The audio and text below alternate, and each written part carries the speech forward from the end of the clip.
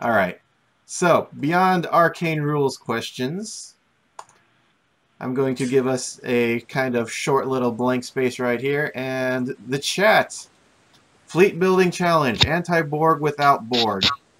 I will not touch this because I've already gone over my opinions of what Borg does and why it's overpowered from the get-go. We did an entire episode on it. But Sean, would you like to try that I will challenge? say the easiest anti-Borg build without using any Borg ships is probably just solo Voyager with lots of passives that don't care about you being under Ox from Borg missile.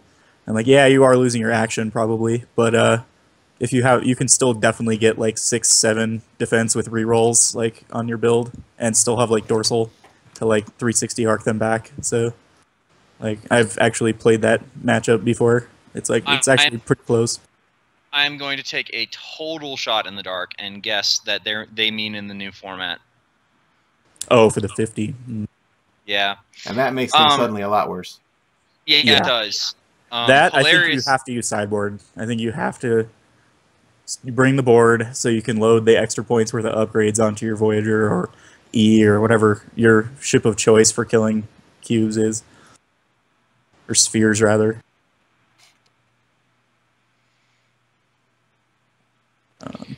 But yes, the problem is that I think that resource becomes almost mandatory, like in lieu of like flagship being an answer on your ship for things.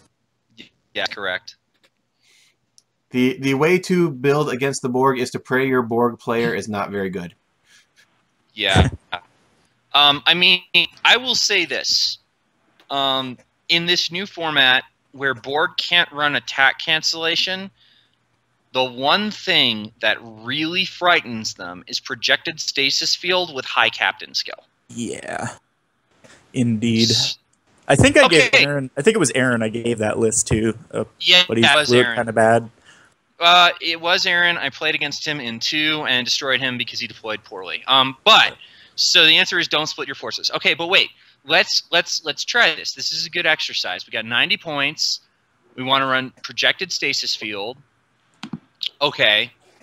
All right. Our offensive theme for anti-Borg. Mm-hmm.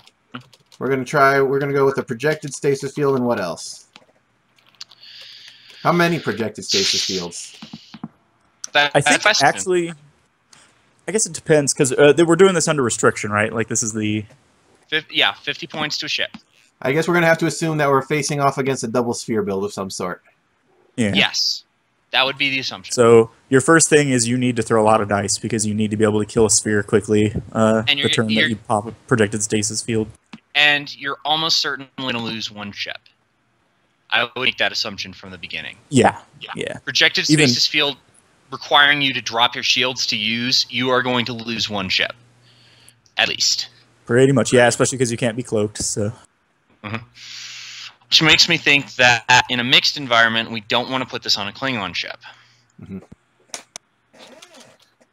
So if we're looking at killing a sphere, we need to be able to do 8 damage after stasis field. You know, one of the things I was considering was actually, strangely enough, Vulcans. Like a Vulcan ship with the commandos, because you can definitely, for pretty cheap, get a lot of commandos on a ship. Fleet captain independent. Yeah, like you know, fleet captain, and I think there was. Yeah, no, I think that was pretty much just the indie Klingon fleet captain alone is probably enough. You know what? Run a Vulcan captain with it, and you'll get Vulcan High Command for free. Yep, like SotF will add another crew slot to your ship. There you go. Problem is, you're still on a Vulcan ship. Oh. Yeah. And if you're going to use the commandos, you have to drop your shields too. Oh, that's fine. Because basically, what your goal, you're alpha striking one ship. Because you're smashing that ship with stasis field, and then you're going to be using your commandos, which will also disable any armor it happens to bring if you happen to run into that kind of a weird matchup. But I'm trying to remember what the build was. Like, it was mixed fleet. I think I actually had this build a while because I was talking with Carl about it, where it was using the commandos with Leonard McCoy from the original Enterprise, so that you could run the stasis field and the commandos on the same ship. So your ship action is actually to go ahead and pop projected stasis field on them, and then your follow-up is discard McCoy to free action commandos onto their ship, and then you counteract, of course, the attack penalty by getting an attack bonus, and then your other ships are free to do whatever. It's a neat thought, but I'm not sure. All right, elite talents. Here we go. Vulcan High Command ×2 crew for free. You can't do Vulcan High Command ×2. No, Oh, I sorry, mean you meant 2 crew. It means the crew. ×2 crew. Gotcha. Okay, so that's 35 with 5 crew slots now. Commandos are going to be 2 each, so we're looking at 45. This could work. Captain skill 7 with SOPAC will certainly shoot first. Ships. What do we want to use for our projected stasis field carrier? I don't like the idea of putting it on the Talkir. Because number 1, that matters 2 of your Vulcan commandos. And number 2, you have to run Leonard McCoy, which is another one, so you're left with 2 Vulcan commandos, and it doesn't really work too well. Let me think. I have 55 points left, right? What? Yep. I think. Oh. Wait. Yeah. How many commandos are you using? 5. 5. Yeah. Oh, here's a thought. Let me just see if the math adds up on that. And 30. Yeah, you know what I could do? If I wanted to bring 3 projected stasis field, or 2 projected stasis fields and Vulcan Commando boat, I could run Keldon, generic Keldon with projected stasis field for a total of 30, and generic Chang's Bird of Prey with projected stasis field for a total of 25, making it 90 points exactly. Of course, the other thing is, obviously not everybody has access to it, but Quark definitely makes the stasis field bit a lot easier as well. A little cheaper, yeah. If we ever figure out how he actually works. Exactly. Yeah. Let me think here. So you're using some kind of Nevar for the commando boat? Yeah, I'm using a Talkir. Really? Does the Nevar have 2 crew? I can't remember which of them. Yeah, Nevar has. I think that Nevar does. I knew because the Surak has 2, or like the Tamir has 2 tech. I think. I don't think it has 2. Yeah. All right. Yeah. I don't know what you did with your numbers, Tucker, but I've got you at 100 points. Yes, you're right. That is 100 points because Tucker can't math. All right. Let's start with the Nevar. Use that instead. That'll save 6. Maybe do one other super ship because this is going to go to 39, so we could fit a whole other 50 points in there. Well, I am a fan of things like the Brels. 2 Burrells with, or 2 Chang's Bird of Preys with projected stasis field each would be 50. Total 89 points. If you're, well, considering that whatever you're using to project its stasis field is basically instantly dead, might as well just put them on generic science vessels. Yeah, but at that point, you're left with a bunch of points left over and nothing really to do with it.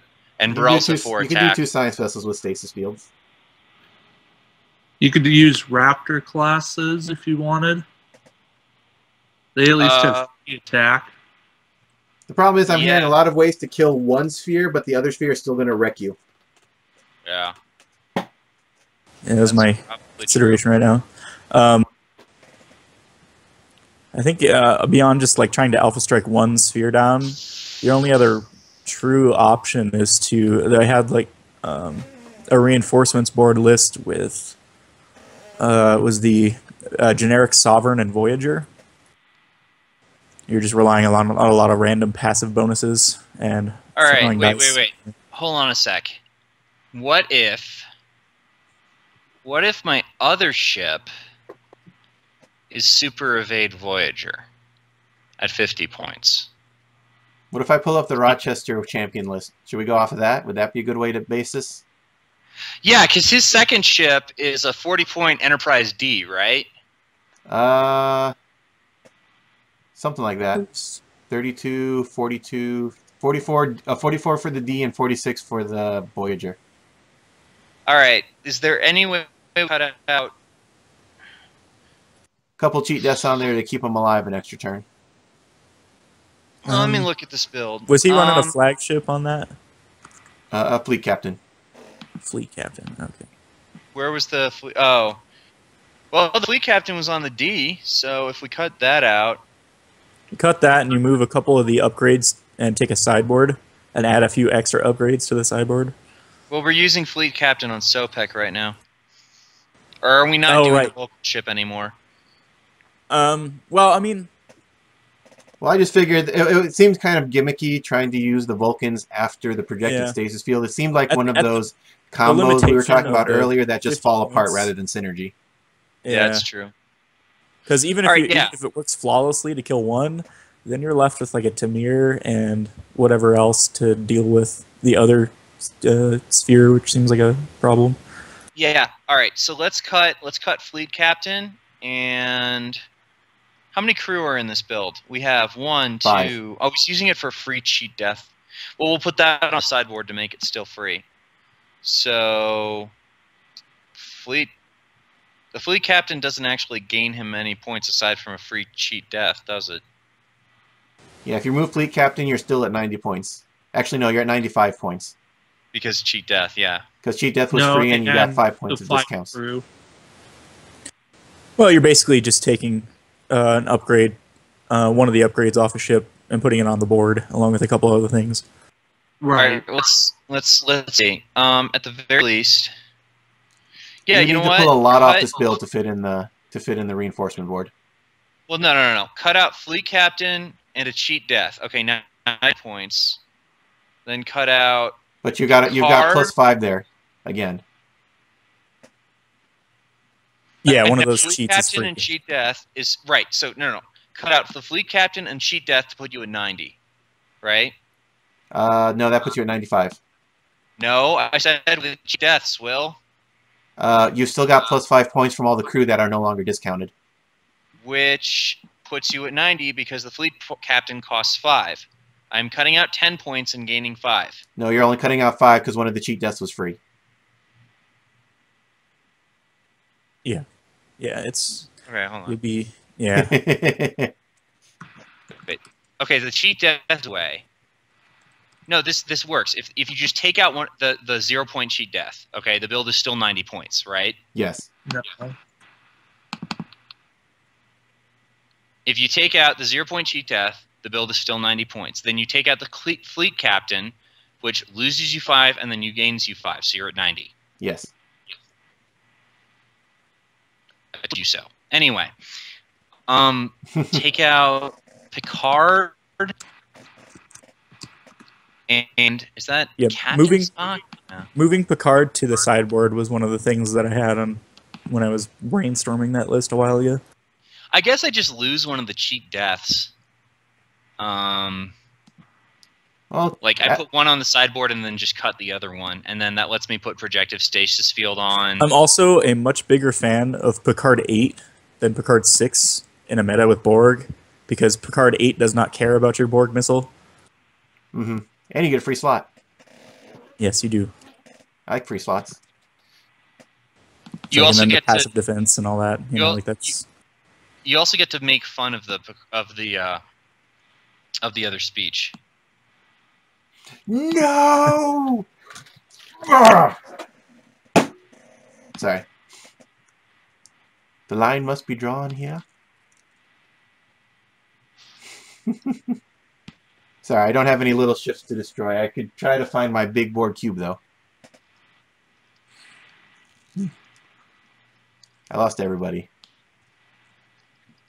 Sorry, I'm arguing with someone on Facebook. Oh. Well, that doesn't help your fleet building abilities. But yeah, there are things you can do to fight Borg. I think we should go for a little bit of a simpler task. I think ultimately, like countering Borg without Borg, you're pretty much going to be playing Federation or Klingons with Stasis Field. I think that's pretty much your only real options. Playing Borg without using anything Borg is also just like shooting yourself in the foot. Yeah. We try not to defeat ourselves before we've even begun, but it happens sometimes. I'd say we go with another theme that was cool. I don't know. Anyone got some other cool theme ideas that we want to go over? Something that could be fun. Let's ignore the existence of the Borg for now.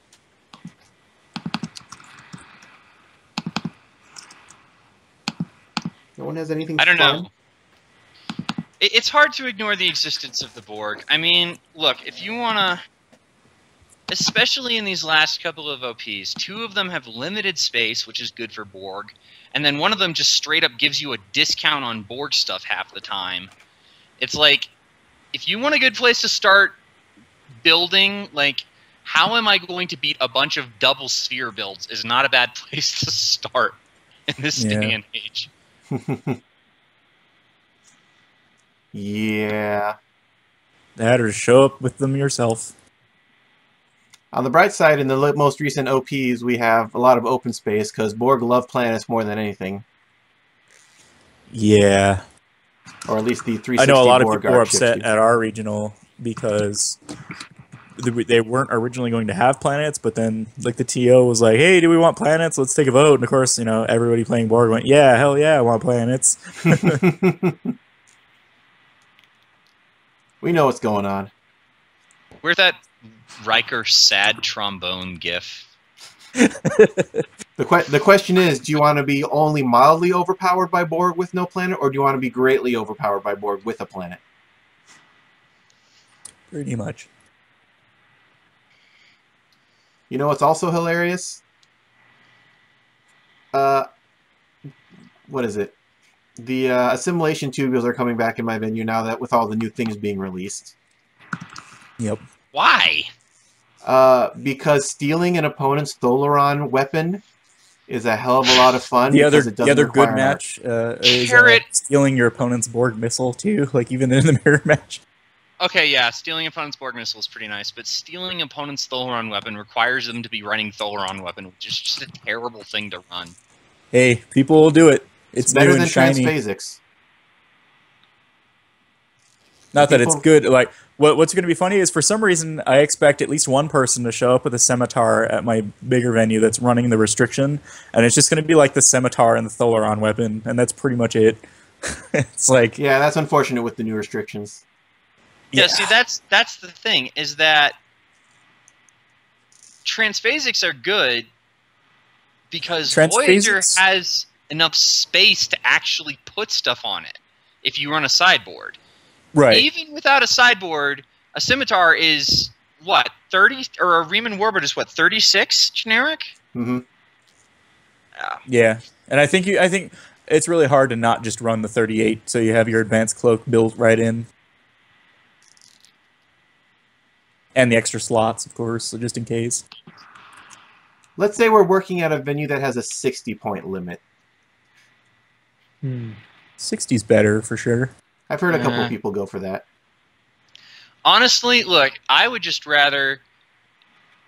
Will and I have sort of a apology to make. Are we going to do that on this episode? We were talking about this. What? We're doing that with this episode? With the 200 thing, yeah. Yeah. Yeah. We've been discussing this online for a little bit, and when we see what happened with these current venue restrictions, I have to apologize to all of the people who were like, "Hey guys, play 200 points. It's great." And we were like, and we just dismissed them and we're like, whatever. No, they're absolutely right. I mean, there is not a single problem in this game that is not solved by having 200-point builds. It's really ridiculous. I mean, even 3 attack cancellation Dreadnought. What the hell are you going to do against 5 diamonds, which is literally legal to run in this? And then... No, I want to see the D7 Swarm personally, but Oh my god, right. And then Swarm becomes voyable, cost dispersion field isn't even a problem on dreadnoughts, because even if you're running a 100-point dreadnought, that's half your build. You still have a whole bunch of other stuff, and you've used a whole bunch of the best unique cards on your dreadnought. Mm-hmm. This is what our solution was of what we would have rather seen besides the 50-point caps. Yep, you guys were right. We were wrong. We apologize profusely. I'm going to be trying some out this Wednesday, hopefully, and see how it goes. I've got a big Borg fleet going, and I've got a more swarmy fleet going, and I'm like, man, I don't know which one of these would actually win. I think at that point it kind of turns into just an expanded version of like what the X-Wing regional lists were like, where you have one big dreadnought and then a swarm like following it around. Which I thought was very interesting, and I actually brought that up while we were talking about it with the X-Wing Nationals or whatever that was this last weekend. So I will say the other nice thing about the 200 points is that you actually have room to put all your shinies in there. Shinies. I'm actually. Has anybody actually seen the OP3 resource yet? Have they like revealed that anywhere? Like I kind of saw like the very blurred one like that they showed when they first dropped that on their site, but no, I think we're waiting for Terry to review that and the OP3 prize ship at the same time, because she usually does. Gotcha. Because that one could be interesting for a larger game as well, because I believe when I was reading it, it was something like that affects all photon torpedoes in your entire fleet. Like they remember seeing something like reroll blanks and something else. So that could be really awesome for like a large torpedo swarm. Eh. Before we get much farther, I want to say, thank you guys for listening to the our fleet build section. I'm going to combine what we're saying now into as part of the news and updates section, since we're pretty much on that. Yeah, it's we're pretty much on that. Let's see. If you have any questions for more other kinds of quick questions for fleet building, go ahead and leave them in the chat, and we'll get to them. But yeah, what were you saying, Tucker? News. Vidian ship preview is out. Most of it's terrible. I mean, it's nice that there's now another one point crew anchor that goes through shields. Yeah, but they're still at range 1, so it's like, Still better than all of the other crew anchors. Pretty much. Goval now has a partner. In the cheap crew department. Croesus is still like the man. Indeed. Let's see. There is all still of Wave 9 that we have not reviewed yet, which is the Enterprise E, the Val... No, not the Valjean. Wait, am I on the wrong one? You're on the wrong wave. The Scimitar, the new Defiant. SS Defiant and the Scimitar, yeah. Yes. We'll be doing a bonus episode for that sometime this week, Tucker, David? Yeah, Friday, we said, right? Friday? I don't think we had a date pinned down, but Friday works for me. I thought we had Friday pinned down, so okay. Anyway. That's cool. So Friday, expect to see that. Yeah. I have a very special shout-out also. Go for it. Today is Veterans Day, which, of course, has all kinds of meanings. Not going to get into it. It's a very political holiday in some ways. But Veterans Day is on November 11th, which means it is also my sister's birthday. Happy birthday, Rose. I love you very, very much. Aww. That's so cute. What have you done with Tucker? Well, I mean, yeah. It's a long story as to why we're close, but we are. Yeah, I've got a sister too. I understand. She's the cutest, most adorable thing in the world. Hi, sissy. I know you're never going to watch this, but if you should, I want to embarrass you. Yeah, but yeah, I love my sister very much. Happy birthday, Persimmon. I hope you have a wonderful day. Well, at this point, had a wonderful day. Aw. David, any shout-outs or interesting things going on in your life this week besides the horrible, horrible plumbing? No, He'd like to give it a shout out to his local plumbers union. Yeah, thanks for getting that fixed, guys. No, yeah, hopefully my local store gets Wave 9 ships in this week. It's they always seem to be about a week behind. It bums me out. You want to play I with will all the say new stuff too. I was super happy to see the Bird of Prey release. Yes, it's lots of good stuff out there. Yeah, still having fun. Yeah, and big thanks to the guys that took up took up space dock programming stuff after Rob left, and you guys are doing a great job with that. So thanks for keeping the community involved and having a great resource for all of us to use. Indeed, I can build fleets again. I'm happy. All right. That leaves us with Sean. Sean, our guest for the day. How did you enjoy it here? I hope we didn't put you out too much. I did. No, it was just, I guess I was not on the game plan, so I did not have anything prepared, so I apologize. But, yeah, hopefully... It's okay. We look like we know what we're doing, at some other point.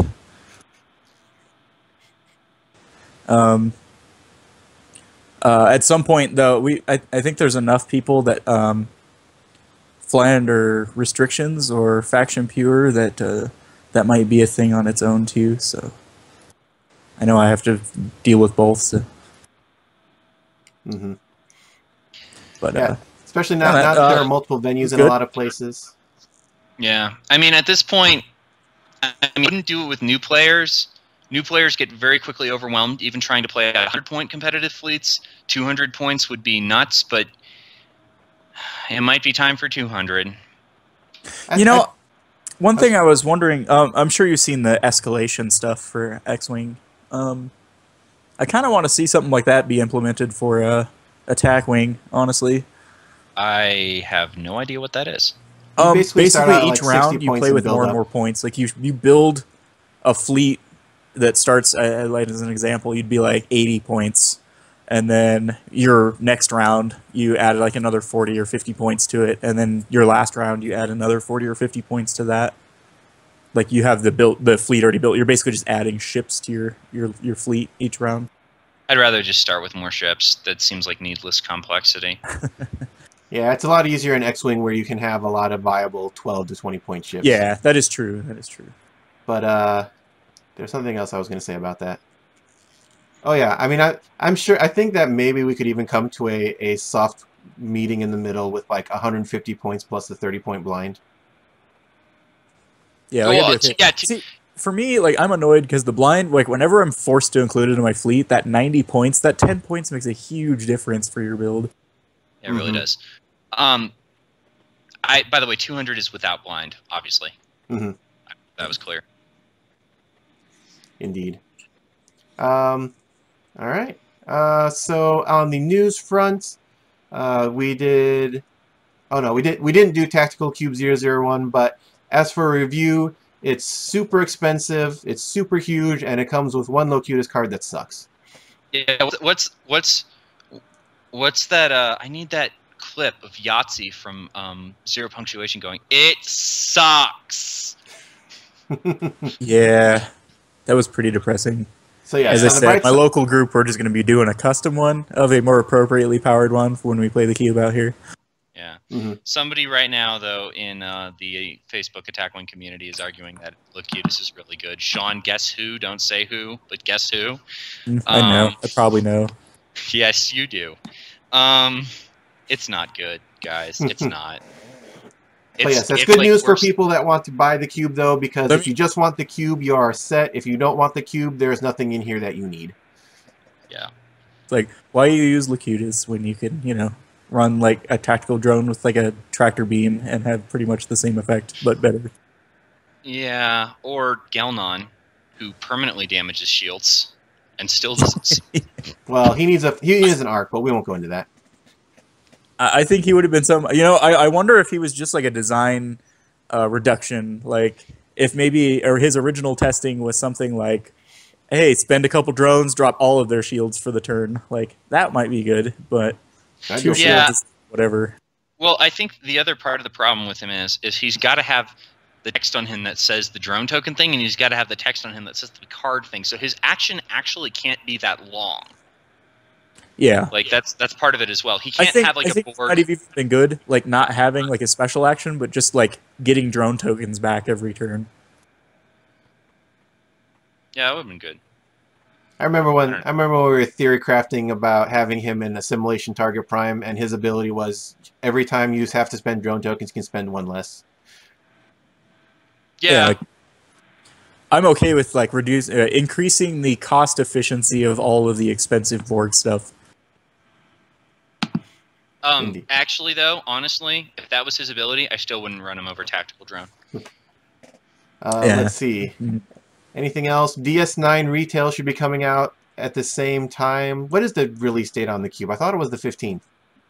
I thought it was the I heard it 17th. got pushed to like it got pushed to various. I heard 17. I heard 19. So somewhere 19 in there. 19 would actually make the most sense because they tend to do Wednesday releases. Mm-hmm. Yeah, so probably the 19th. Sometime very soon. There we go. The answer is nobody cares because there's nothing in there that's yeah, recommended. station, whatever.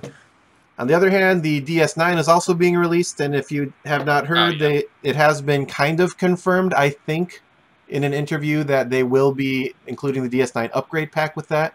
They said it was coming with a crew pack. They did not specifically say it was the one that was Gen Con, but I'm pretty sure that's going to be the one.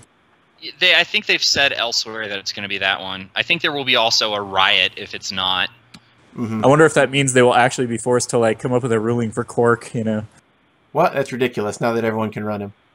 Yeah, well, I mean, that's the thing, is though, it's like, also, here's the thing, Quark has tricks, but like, at the very best, he's putting a dorsal phaser ray on something, dorsal phaser bank, or he's adding +1 to hull and attack, really. Or he's a point discount for a couple of cards. Like, I don't really think we've seen a lot of, and correct me if I'm wrong, guys, I don't think we've seen a lot of DS9 Gen Con pack cards in winning lists. There's not a lot on there. I've been using some of the stuff out here, like Garrick and the crew enabler builds. Like he carries his superior intellect to use to steal a second hull plating on a tiny prize, and then be used every turn for an additional evade. Odo, we see Odo a lot actually out here because he's a pretty effective way to shut off a lot of crew.